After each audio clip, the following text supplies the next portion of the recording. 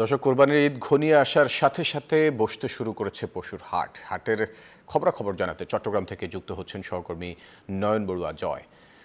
জয়, হাটে পশু বিক্রি কেমন দেখছেন আর ক্রেতাদের উপস্থিতি কেমন?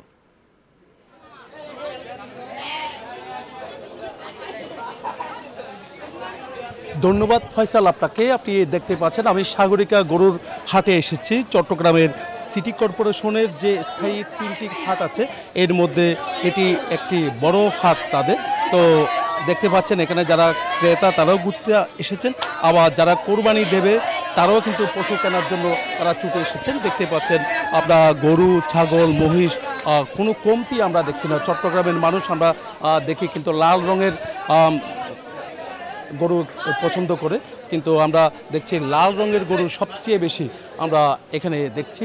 তো এখানে ছাগলের পাশাপাশি গরুর কোনো কমতি আমরা দেখছি না।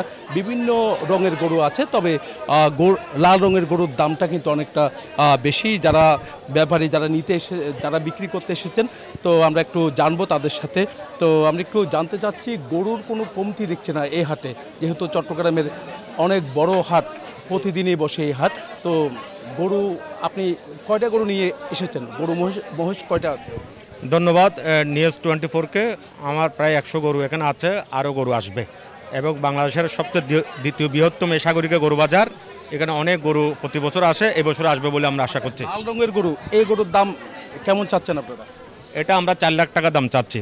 লাল গরুর দাম একটু বেশি থাকে, কারণ লাল গরুর চাহিদা একটু চট্টগ্রামবাসীর বেশি, ওই জন্য একটু লাল গরুর একটু দাম একটু বেশি থাকে। আশা করছি প্রতি বছর তো আমাদের বিক্রি হয়, এবারও বিক্রি হবে বলে আমরা আশা করছি। এই হাটের ইজারাদাররা আছেন, আমি একটু জানতে চাচ্ছি আপনাদের এই হাট তো আসলে কেমন বেচা বিক্রি হবে? তো গরু তো বিভিন্ন জায়গা থেকে আসে চট্টগ্রামে, তো এবারে কি আসবে কিনা? ইনশাল্লাহ এখানে বিভিন্ন দেশের থেকে, বিভিন্ন উপজেলা থেকে, বিভিন্ন থেকে এখানে গরু আসবে। এটা এখানে চট্টগ্রামের ঐতিহ্যবাহী সাগরিকা গরু বাজার। এখানে রাত দিন গরু চলবে 10 দিন পর্যন্ত, এবং ডেলি গরু বিক্রি হয় এখানে। ছাগল, গরু সব পাইকারি এবং খুচরা বিক্রিত হয় এখানে। মনে হয় গরু দাম কেমন চাচ্ছে? দাম ভালোই, মানে এখন তো নতুন আসছে, এখন তো শুরু হয় নাই, আসতে দিলে ইনশাল্লাহ দাম একটু বাড়া, বেশি বাড়তে যেতেছে ইনশাল্লাহ। পর থেকে কালকে অথবা পরশু থেকে গরু হাট বেশি বাড়বে, তখন থেকে আমরা দেখছি গরুর পাশাপাশি এখানে ছাগলের হাটও কিন্তু সাগরিকায় দেখতে পাচ্ছেন। বিভিন্ন